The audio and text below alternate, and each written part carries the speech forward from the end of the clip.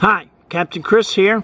Wanted to introduce you to the expansion tank on the top of your engine on the antifreeze or the coolant side. Everybody knows about the radiator cap, and that's what we've got right here. But did you know that there's two different pressure ratings? This one is 15 psi, others may only be 7 or 8 psi.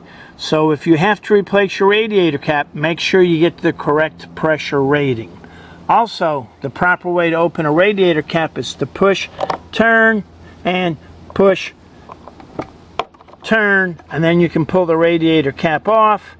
Check your radiator fluid, antifreeze, coolant, put it back in, twist, and push, twist, and there you go, you're back in business.